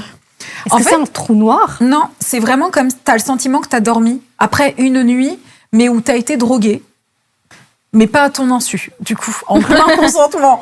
Genre, t'es vraiment... quand tu te réveilles, tu sens les heures qui sont passées, et tu sens la substance dans ton corps qui est en train de partir. Donc, t'es dans les vapes, entre t'es réveillé et t'es pas réveillé. Tu sais que t'es en vie, du coup, vu que t'es sorti de ton anesthésie. Mais tu sens que t'as besoin de vraiment dormir maintenant, parce que tu dormais pas. T'étais en train de te faire opérer, donc tu sens que ton corps est très fatigué. Mais c'est comme si t'avais dormi juste vraiment sous substance, quoi. Et donc, tu te réveilles un peu déphasé. Et généralement, t'es dans une salle de réveil. Et là... moi, je me rappelle que la première fois que ça m'était arrivé, je me suis réveillée avec un rush. Normalement, t'es fatiguée. Je me suis réveillée, j'étais là. Je suis bien coiffée. Il y avait les infirmières là-bas qui étaient au loin, en train de regarder si j'allais bien. J'étais là avec le pansement du nez et tout. Je suis bien coiffée là. Vous trouvez que je suis bien coiffée? Et elles étaient là en train de rigoler. Je me suis rendormie. J'étais défoncée. Après, bon, ça se fait, quoi, mais c'est intense ce que tu fais subir à ton corps dans ces cas-là. Mais je le ferais pas pour un homme non plus. Hein. Pour moi, oui. Ouais, du coup, j'ose pas. Je sais pas comment je vais réagir. J'ai peur de pas me réveiller. T'imagines, je vais pour refaire mes seins et je me réveille jamais. Comment elle est morte? Elle a voulu refaire ses seins. Une grosse conne. Putain. Non, moi je trouve ça iconique de mourir comme ça. La mère de Kanye West, elle est morte comme ça. Ouais. Triste, sad. Non. J'ose pas du coup. Mais c'est si je prends l'avion, je vais mourir dedans. Si je fais une anesthésie, je vais mourir. Non, c'est pas comme ça. Ouais. Moi, je sais déjà que je vais en subir d'autres. Hein. Je prévois déjà. Wow, je le sais. T'es là, déjà, tu sais que t'as un enfant. Non. Lift all of that, please. I can't. I don't want to. Surtout que je suis un peu plus ruthless que toi, typiquement. Moi, je m'en fous. Ce genre de truc, ouais. Ouais. Je dis, let's go. Mais dans un sens, t'as raison. Hein. Regarde, je vis avec des petits complexes. Je me dis, vas-y, je peux vivre avec, c'est pas grave. Mais tu peux vivre je avec. pourrais être encore mieux. Tu peux vivre avec plein de complexes, on s'en fout en fait.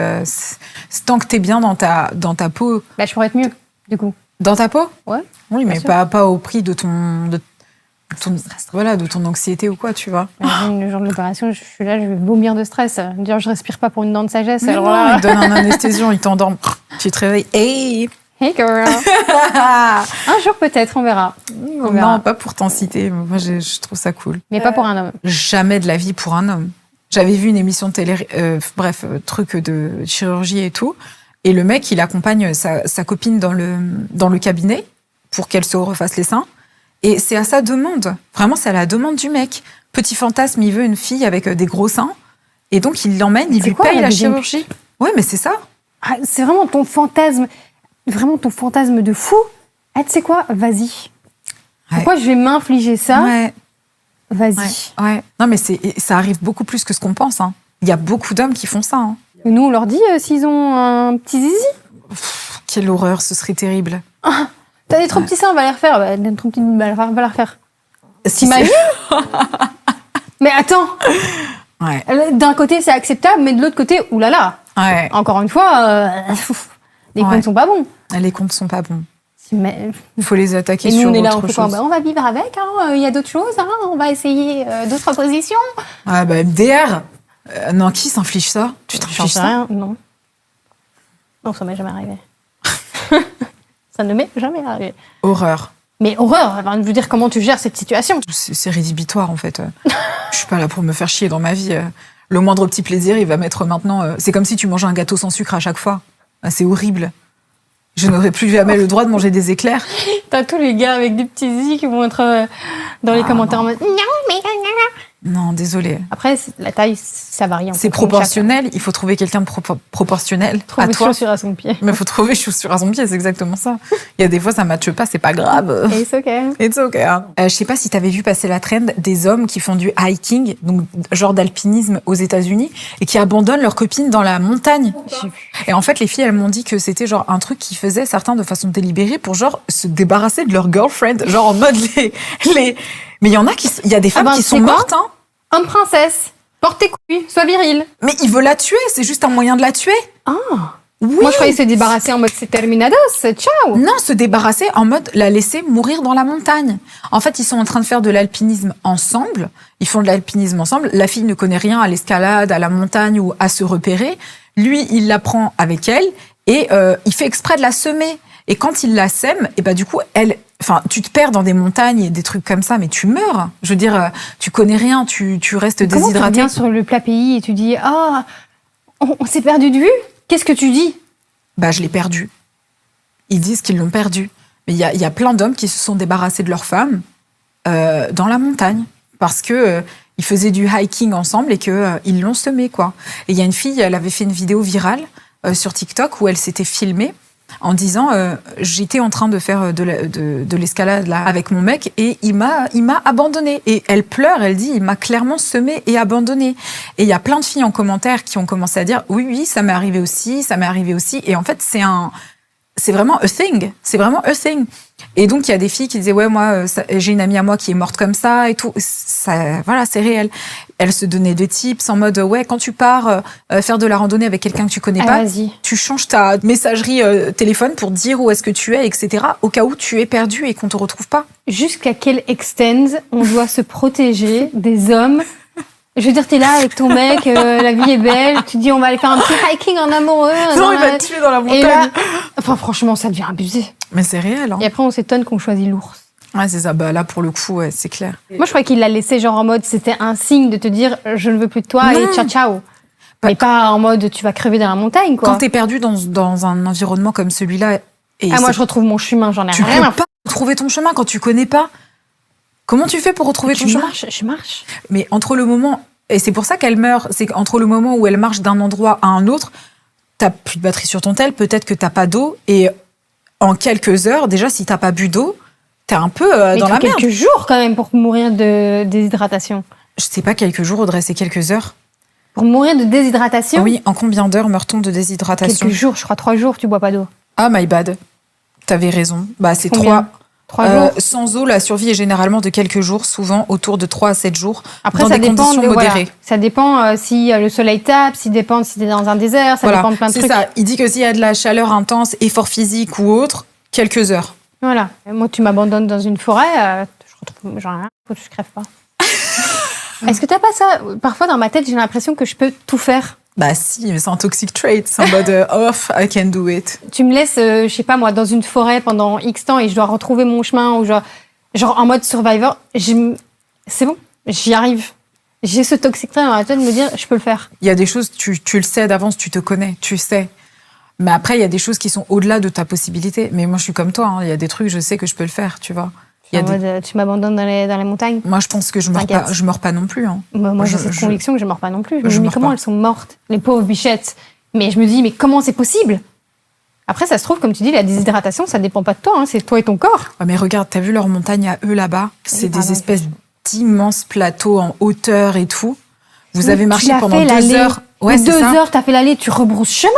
Et imagine le gars, pour te faire passer, il est là, il escalade des trucs à gauche, à droite, machin. Il connaît son chemin par cœur, sinueux. Et toi, t'es là, tu fais tout ce qu'il a fait. Et au bout de 2-3 heures, tu te retrouves dans un endroit, tu te dis, attends, mais comment on go back? T'essayes de retourner et t'es là, attends, je suis encore au milieu de la forêt, c'est pas possible. Comment je peux être au milieu de la forêt? T'es perdu. je me dis tout, hein, même la forêt, elle a un début, elle a une fin, enfin, je sais pas. Ouais, je suis d'accord avec toi. Et puis, si tu te dis, à moins que ce soit une surprise et qu'on te dise pas où tu vas, moi, je sais pas, je suis quand même le genre de personne où on se dit, on va faire du hiking là-bas. Je sais pas, je vais aller regarder un petit peu ce qu'il y a aux alentours. Je sais pas, je vais me renseigner avant, non? Bah, déjà, j'avais déjà fait avec Olivier. Putain, ouais, vous avez été dans un truc, là. Après, elle était là, moi, je survis. Vous avez failli crever. On a failli crever. Les cabanes de Rancy-Ouez. En même temps, vas-y, on est têtus. On est là, on se balade dans la forêt. Il y a clairement un panneau qui dit « Suivez le chemin, ne vous aventurez pas dans les trucs... on va couper là. Oh, bah ok, on va couper là. » On finit par escalader de l'eau et tout. J'étais en je sais pas quelle chaussure, je glisse. Je me suis dit, mais attends, on va canner dans un ravin. Mais comment on peut en arriver là? La pente, elle était comme ça et on était là en train de glisser. J'étais paralysée par la peur, inclinée dans la montagne comme ça, avec les chaussures qui glissaient vers l'eau en bas. En plus, Olivier, il peut être so convincing en mode, mais non, mais t'inquiète pas, le dénivelé fait que la hauteur du nord et du sud fait qu'on peut aller par là. Je me rappelle, on a vu ce panneau. Et t'es là, ok. Non, mais en plus, c'était trop marrant parce que lui-même, il était vraiment hyper raide dans la pente et il me dit t'inquiète pas aussi, ça va aller. Après, s'il y a une rivière en dessous, moi, j'aurais été à la rivière, j'aurais suivi le flot de la rivière. Justement, c'est pour ça qu'on s'est retrouvés sur cette espèce de pente. C'est qu'on voulait continuer de suivre la rivière, sauf que le chemin devenait de plus en plus sinueux. Et on se retrouve sur une espèce de pente de montagne en train de suivre la rivière. Oui, mais attends, mais vous allez glisser dans la rivière maintenant. Mais justement. Mais on voulait pas aller dans l'eau. Mais c'est pas une petite rivière, hein. C'était genre c'était un courant. C'était... En plus, qui savait que vous étiez là-bas? Personne. Voilà. Bah, il y avait que enfin si, vu qu'on avait loué le truc. Mais bon, est-ce que c'est généralement tu loues le truc, t'as fait ton check-in, tu vas dans ta petite cabane. Ouais, voilà. Non, ton check-out, tu laisses la clé parfois et tu te barres et les gens savent pas. Ouais, tu meurs bêtement comme ça. Hein. Totalement. Imagine Ohio se comporte mal avec une fille. Tu fais quoi? Je sais que t'éduques ton fils, toi, pour l'aider à être quelqu'un de bien quand il sera grand. Ouais. J'essaye que ce genre de situation n'arrive pas. Tu m'avais dit. Ouais. Quand tu m'avais dit, si jamais il met le linge par terre et tout, et qu'il est en chill en train de faire un truc, je vais le faire descendre pour qu'il ramasse le linge. Mais il peut être déjà rentré dans son lit en mode, il est temps d'aller au lit, je le sors de son lit, et en mode, what the fuck? Ramasse. Ramasse ton linge. Je ne suis pas, ton aide-ménagère, quoi. Ouais. Moi, ma mère, elle a toujours tout fait à la maison. Elle n'était pas célibataire, elle était avec quelqu'un, mais elle a quand même absolument toujours tout fait. Elle se plaignait de tout faire, mais elle faisait quand même tout. Pareil, ma mère. Et jusqu'à maintenant, elle continue de faire parce que elle a envie de faire, tu vois. Et donc moi, par mimétisme, j'ai fait comme elle. Donc avant qu'on prenne quelqu'un pour nous aider à la maison, je faisais tout et je continue de faire parce que je faisais tout à la maison, je me faisais ménage, truc machin, à manger, et les enfants, je faisais tout pour eux. Genre, il n'y a pas un truc que les enfants faisaient. Genre, je faisais tout pour eux. Et un jour, toi, tu dis, mais moi, non, je fais pas ça. Voilà. Et là, je me suis dit, attends, mais du coup, il faut que j'arrête de faire ça parce que du coup, je fais comme ma mère.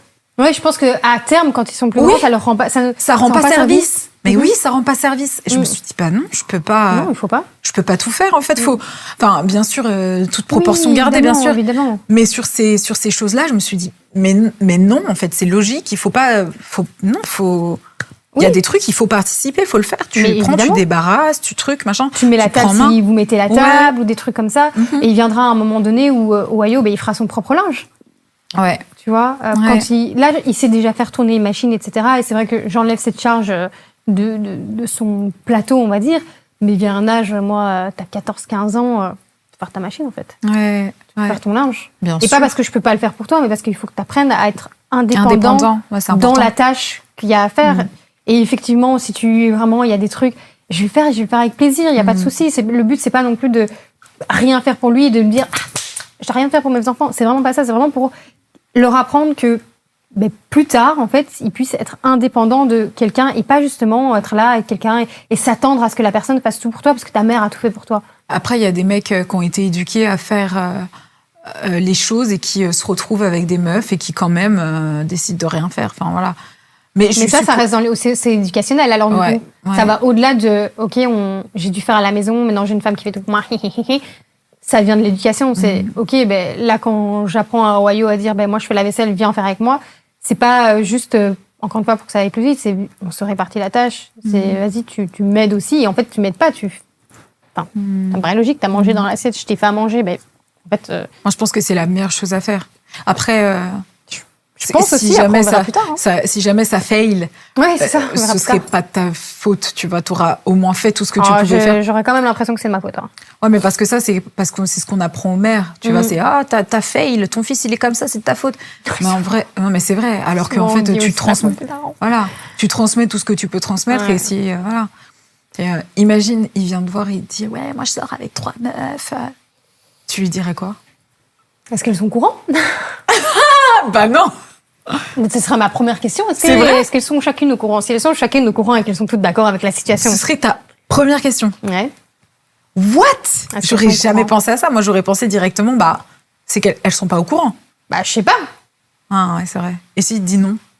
Bah alors, mon gars, il va falloir mettre les choses, des choses au clair. Parce que pour moi, en fait, le fait d'entretenir des relations avec plusieurs femmes en même temps et que ces femmes-là ne sont pas au courant, tu enlèves à ces femmes le consentement qu'elles ont de la relation qu'elles ont avec toi. Ouais. Ça va très loin, mais imaginons que tu as des relations intimes avec une femme et elle pense que c'est la seule femme. Ouais. Alors qu'en fait, il y en a une autre. Ouais. Elle te donne son consentement dans le cadre de la situation où c'est la seule femme. Mais est-ce qu'elle aurait accepté d'être, par exemple, intime avec toi s'il avait su qu'il y avait une autre? Peut-être pas. Non, c'est pour ça qu'on appelle ça de la trahison. Hein. C'est de la trahison. Et encore une fois, c'est... Donc, si il venait à me dire, ouais, j'ai 3 meufs, je lui dirais, sois pas fière, en fait. Ouais. Tu fais grave de la... Donc, au bout d'un moment, c'est pas comme ça que je t'ai éduquée. Ah, moi, je trouverais ça trop triste. Je dirais, mais qu'est-ce qui t'arrive ? Moi, je me dirais, à quel moment j'ai foiré pour que tu penses que ce soit OK ? Mais d'un côté, c'est vrai, t'es obligé de te poser la question. Attends, j'ai forcément fait quelque chose de mal. Qu'est-ce qui t'a fait croire dans ta vie ? Ou qu'est-ce qu'on a pu faire ? Ou quel élément on t'a pas donné pour que tu puisses penser que ça, c'est OK. Ça, c'est OK. Mm-hmm.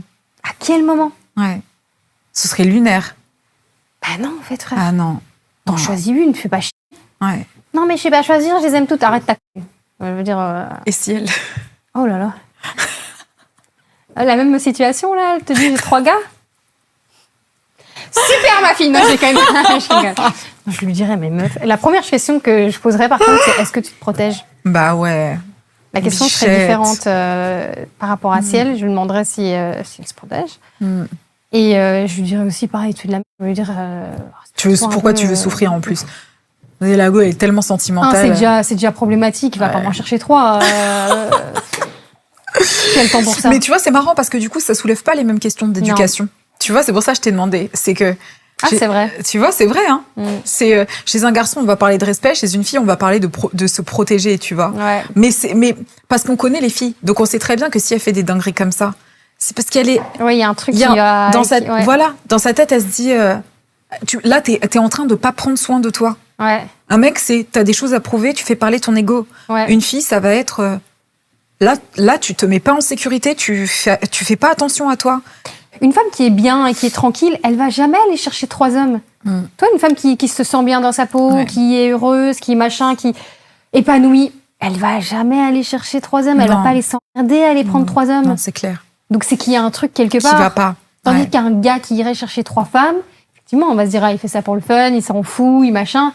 La dynamique est totalement différente. Après, il y a des gens qui décident de se mettre dans des polyamours et des trouples. Hein. Et grand bien leur face. Il y a beaucoup de gens qui pensent qu'on est en trouble. Oh my God. Plutôt cané, dans d'atroces souffrances. Plutôt je suis quand même cool. Pas comme ça. Non, mais c'est vrai qu'il y en a plein qui pensent. Non plus, je pourrais pas. Mais même la conception même de partager sa personne ou même d'être dans une relation libre. Moi, je pense que t'aimes pas vraiment profondément la personne. Non, t'aimes pas. Exactement, tu n'aimes pas la personne. Parce que quand t'aimes quelqu'un, je suis désolée. C'est l'appartenance qui fait que tu peux pas partager comme ça. T'as pas envie de partager la personne que t'aimes. Je suis d'accord avec toi. Donc si vous êtes là à vous partager ensemble, je suis désolée, vous aimez pas. Ou alors dans la dynamique, il y a forcément une personne qui souffre, qui se sacrifie, tu vois. Ouais. Et généralement, en plus, c'est les meufs. Hein. Très généralement. J'en parlais avec une copine qui me disait que sa pote, elle était dans une relation comme ça. En trouble. Pas trop polygame, genre. Donc là, c'était plus relation ouverte. Ouais. Et donc, elle est là avec son mec et ils se sont mis des règles. Donc, toi, tu peux aller coucher avec un tel, mais pas plus de X nombre de fois, parce que si tu fais ça, tu me trahis. Et en fait, lui, il passe son temps à coucher avec la meuf autant que nécessaire. Voilà. Mais donc, du coup, en ayant ouvert cette porte-là, tu t'exposes à d'autant plus de trahison et de mensonges. T'es totalement C'est débile de faire ça. Moi, je comprends pas. Pourquoi tu voudrais même tolérer un nombre de fois où la personne, elle peut aller voir ailleurs? Je pense que c'est stupide. Ouais, mais je pense que c'est un mécanisme de défense. C'est un peu comme pour dire au-delà de ça, ben, du coup, ça devient un peu trop sérieux, où ils peuvent trop se rapprocher, ou bien il peut y avoir quelque chose qui se crée au-delà du physique. Mais et donc, tu te dis, ben voilà, si tu peux aller coucher avec cette meuf 3 fois, mais au-delà de 3 fois, c'est non, hein, parce que sinon, il y a quelque chose qui peut se créer en plus. Ça. Déjà, la relation, au-delà d'être intime et émotionnelle, en fait, elle existe juste parce qu'elle existe à travers l'intimité et l'émotion, et peu importe. Mais t'es pas supposé t'épanouir avec une personne. C'était l'idée à qui, ça? C'était l'idée du gars? Je crois que c'était l'idée du gars. Bah, c'est toujours l'idée des gars. Il y a des filles qui aiment bien ça, mais qui se convainquent que c'est ce qu'elles veulent. Ouais, non, c'est un peu comme, pareil, les couples qui vont dans des clubs échangistes. Non, moi, pas mon fantasme du tout. Hein. Non. Je me suis découverte être quelqu'un de très, très, très jalouse. En fait, je peux pas. Et ça me dérangerait même que tu trouves du plaisir à me voir avoir du plaisir avec un autre homme. Chelou. C'est très chelou. Pourquoi avec lui? Tu vois? C'est horrible. Tu vois? C'est horrible. Pourquoi? C'est très pervers, c'est un peu sadique. Ça give un peu P. Diddy. Non, mais c'est vrai. Ça give un peu P. Diddy. C'est vrai que c'est un genre de fantasme un peu bizarre où il y a une question de contrôle, tu vois. Et tu dis, je te contrôle un peu, je maîtrise un petit peu ton univers. Donc même dans les pires choses que tu pourras faire, je veux être là pour te voir le faire. En fait, t'es un pervers, du coup. T'es un petit peu sadique, tu vois. Ouais, c'est spécial. Donc en tout cas, c'est pas ma... Tasse de thé, hein. Non, et puis ceux qui disent pour se redécouvrir, je sais pas, fais autre chose, quoi. Fais autre chose. Je suis pas partisane. Je n'adhère pas au club. Non, moi non plus. En tout cas, pas à l'heure actuelle, quoi. Qu'est-ce qu'on pense des hommes qui donnent leur avis sur le physique des femmes? Elle est belle, elle est naturelle quand elle est en full face. Ou ça, déjà, ils sont débiles. C'est des trucs qui... Je trouve ça déjà aberrant. Ouvre tes yeux, s'il te plaît. Je me dis, ils sont un peu naïfs quand même. C'est vrai qu'ils sont naïfs. Ça dépend qui te donne son avis, ça dépend la manière dont tu te donnes son avis, ça dépend tellement de facteurs. Et souvent, je dis à Ohio, si c'est pas dans un cadre très spécifique, si on t'a pas demandé l'avis et que ton avis est négatif, ne le donne pas. Ouais, c'est vrai que tu dis souvent ça, Ohio. En fait, ne le donne pas. Ouais. Pourquoi tu vas aller dire à quelqu'un, quelqu'un a changé sa couleur? C'était arrivé quand j'avais changé une couleur de cheveux, j'avais fait un rose que Ohio n'aimait pas, il m'a dit, oh, not that pink. J'ai là, mais en fait, j'ai littéralement la coloration sur ma tête. Si je sais rien faire à ce propos-là, est-ce que je t'ai demandé même ton avis sur tellement offensif des fois. Mais oui, mais à ce moment-là, je t'ai rien demandé. Je t'ai pas demandé ce que tu aimes, est-ce que ça te convient, j'ai pas demandé ton avis. Ton avis est pas positif parce qu'en plus de ça, c'est quelque chose que tu aurais préféré que je ne fasse pas alors que je suis littéralement avec la coloration sur mes cheveux. Pourquoi tu me le donnes? Et donc en fait, ça va en fait dans ce cadre-là. C'est pourquoi tu vas donner ton avis s'il est négatif sur le corps de quelqu'un. Si t'es quelqu'un que tu vas dire body tea, ça fait plaisir. Bah oui. Mais s'il est négatif, en fait, ne le donne pas. Ne le donne pas, ouais. Non, mais en fait, c'est que les hommes, ils ont beaucoup normalisé de donner leur avis sur le physique des femmes, même qu'ils connaissent pas, tu vois. Genre en attendant d'elles qu'elles répondent à certains stéréotypes, en donnant leur avis sur la longueur de leurs ongles, la longueur de leurs cheveux, de leurs cils, la façon dont elles s'habillent. C'est vraiment abusé, hein. Et puis, ils pensent qu'on fait tout ça pour eux. Mais ça, c'est totalement lunaire, par contre. Mais tu sais, pour plaire aux hommes. Mais tu sais que c'est très dingue, hein. Je te jure, c'est totalement fou, hein. C'est parce qu'il y a beaucoup de femmes qui se maquillent d'une certaine façon, qui sont soi-disant repoussantes pour les hommes, tu vois. Genre, bah oui, non, mais c'est vrai, les hommes, ils vont dire, il faut préférer les trucs naturels, les trucs machin. C'est tout. Ouais, mais qu'est-ce qu'elles en ont à foutre? Les femmes, elles continuent de le faire. Beaucoup de femmes continuent de le faire. Totalement. Je pense même qu'il y a plus de femmes qui font des trucs parce que ça leur font plaisir que de femmes qui le font pour le regard des hommes. Hein. Totalement. En vrai de vrai, tu vois. Totalement d'accord. Je suis totalement malade de penser que c'est pour eux, pour le coup. Moi, j'ai beaucoup eu ça avec, parce que je fais beaucoup de full face, c'est des grands make-up et des trucs colorés et tout ça. Et j'ai souvent eu, en tout cas, si je dois avoir des réflexions d'hommes straight, ça va être mais c'est mieux naturel. Mais en fait, ta race. Ou genre, t'as pas besoin de tout ça. T'as pas besoin de ouais, mais je le fais pas pour avoir besoin. T'es mieux sans. Ouais, mais j'en ai rien à... en fait. Ouais. Moi, j'aime bien. En fait, moi, je trouve que c'est aussi une forme d'expression, une forme de. Tu sais, quand t'es pas bien et que tu te maquilles, tu te sens directement toi-même mieux. Ouais, pas pour le regard de l'homme, mais juste pour toi-même. Tu vois, tu t'es apprêté, t'as refait tes cheveux, tu sors de ton lit, de ton vieux pyjama, tu mets des petits. C'est pour toi-même, en fait. Ouais. À quel moment vous avez pu croire que c'est pour vous? Ah ouais, non, c'est dingue. Donc, t'as reçu beaucoup de commentaires comme ça de mecs. J'en ai reçu, je dirais pas beaucoup, parce que j'ai pas énormément de commentaires négatifs et tout, mais si je dois recevoir je veux dire, un commentaire sur 10 d'un homme hétéro, ça va être « T'en as pas besoin, c'était plus joli naturel ». Mais c'est dans un cadre de love interest ou non, même pas. De genre unsolicited, comme ça, tu vois. Même dans un cadre de plus privé et tout. Moi, il y a des hommes avec qui j'ai été intime qui, je sais, me préfèrent sans maquillage. Ça m'a jamais empêché d'aller les voir avec une full face. Fou. Alors là, avec des make-up jusque-là, regarde-moi bien. Avec mes paillettes. Ah ouais. Non, mais c'est bien. Tu vois, c'est important. Tu vois, c'est la preuve. Franchement, mais oui. Sinon, j'irais de manière systématique, naturellement. Ouais. Mais non. Moi, je me sens mieux comme ça. Pas parce que toi, tu me préfères autrement que je vais changer la manière dont moi, je me sens mieux comme ça. Ouais, c'est vrai. Donc, je reste comme ça. Mais je te jure, c'est lunaire. Enfin, mieux, je me sens bien comme ça. Je dis pas que je me sens mieux avec le maquillage, mais je me sens bien, en tout cas, comme ça. Quand je sors de chez moi, j'aime bien être apprêtée. C'est ta façon de t'exprimer. Ouais, aussi. Et puis, t'es une make-up artiste, donc en vrai, c'est qui tu es, tu vois, ça fait partie de ton identité. Clairement. C'est ton art. C'est désespérant. Pourquoi? Je sais pas, parfois j'ai l'impression que je vais finir vieille avec mes chats. Non, arrête. Je suis tellement devenue, pas exigeante, mais exigeante à la fois. Moi, je t'ai déjà dit qu'il te fallait un avocat. Je te l'ai dit 10 fois. Ouais, un avocat. C'est intéressant. Pourquoi c'est intéressant? Tu parles avec un avocat? Pas du tout. Je parle avec personne. Désolée, Océane. J'ai pas de croustilles pour toi aujourd'hui. Non, je te jure, c'est vrai. Non, mais dans le sens, quelqu'un avec... Mais c'est une blague quand je dis ça, bien sûr, mais c'est juste un autre... Oui, un autre univers. Un autre univers. Même juste for a date. Just for a date. J'ai tellement peur de date à l'heure actuelle. En fait, faut peut-être pas appeler ça un date. Faut appeler ça un café.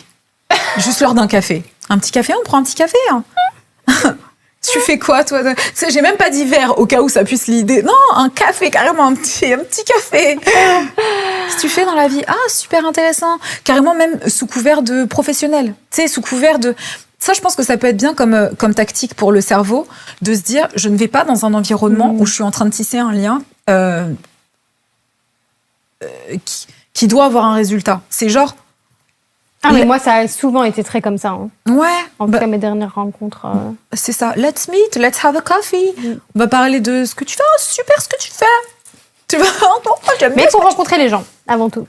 Ouais, il faut les rencontrer. C'est ça, il faut les rencontrer. C'est une question de feeling et tout. Mais il y a une catégorie de gens à éliminer, il y a une catégorie de gens à aller explorer. Et je parle vraiment de catégorie de gens. Il y a plein de types de personnes. Ou alors, il faut aller dans une salle de sport. Toi aussi, tu m'avais dit une fois, oui, tu vas rencontrer. C'est vrai que le sport que j'ai choisi, je ne trouve pas beaucoup d'hommes là-bas. Hein. Ça, c'est sûr. Tu fais de la barre de pole dance. Tu vas pas trouver l'amour de ta vie là-bas. Tu vas trouver peut-être une diva friends. Clacking. Mais ouais, non, ouais. Je sais que tu vas trouver, t'inquiète pas. Puis de toute façon, t'as pas plusieurs chats, t'en as qu'un et peut-être bientôt une gerbille, donc... Ne me mets pas ça dans la tête. Vous allez tous me chauffer, je vais arriver en disant ça va être ça. Non. Putain, bon. Qu'est-ce qu'on ferait pas pour les enfants? On a fini notre podcast. Yep. Si tu n'es toujours pas abonné à ce podcast et que tu m'écoutes sur Spotify, Apple ou Deezer, je t'invite grandement à nous laisser 5 étoiles et à t'abonner. Si tu me regardes ou nous écoutes sur YouTube, je t'invite également à t'abonner à la chaîne. C'est vrai qu'il y a plein de personnes qui regardent le podcast mais qui ne sont toujours pas abonnées. Je ne comprends pas, ça ne prend qu'une minute. Pourtant, franchement, si tu le fais, tu m'aideras beaucoup. Donc, je te fais des petits bisous, quoi.